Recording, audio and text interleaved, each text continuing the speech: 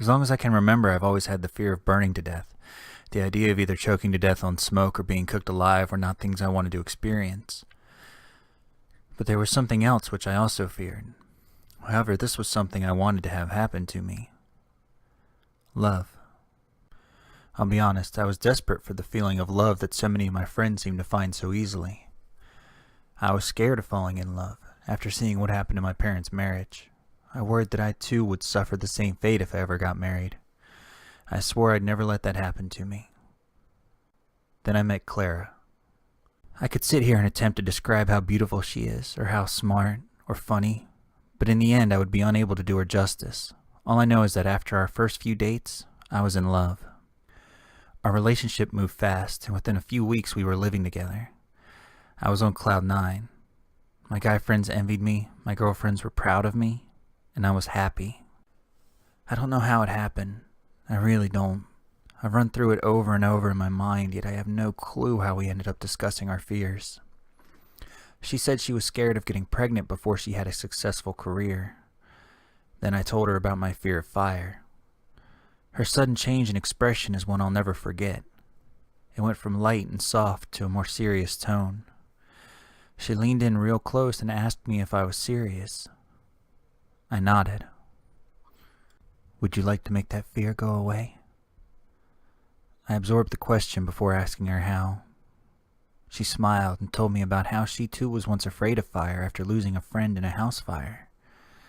She wrapped herself around me and told me that she had faced her fear and it made her stronger. Her encouragement gave me the strength to say yes. Over the next few days, she started off by making me light little things on fire, from paper and plastic objects to fur and leather clothing. At first, I was scared shitless. Then over time, I began to enjoy it. I found it fun, and she always rewarded me for facing my fear. It was a few weeks later that she told me I was ready. It was time for the final test. She blindfolded me and drove me out to the surprise location. When my blindfold was removed, I saw a battered-looking trailer in front of me. She told me it had been abandoned for a long time, and my final challenge would be to burn it down. I'll admit, I was nervous, but also excited. Clara had made me appreciate the beauty behind the danger when it came to flame. I wanted to watch this trailer burn to the ground.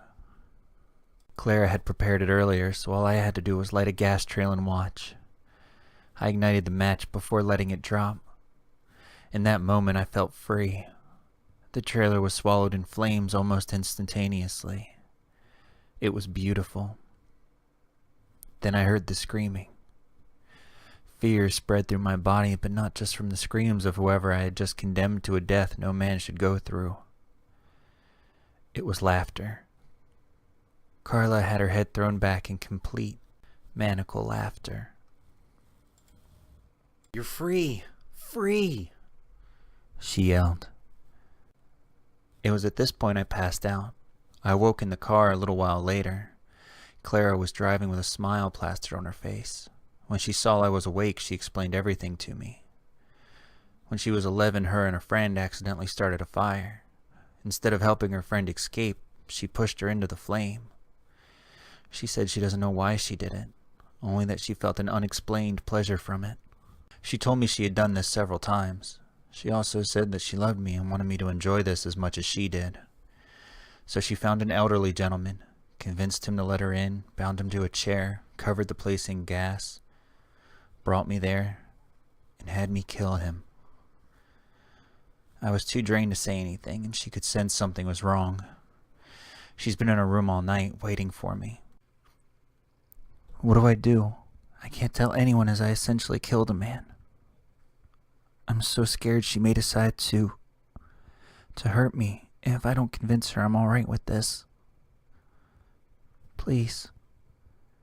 I don't want her to burn me.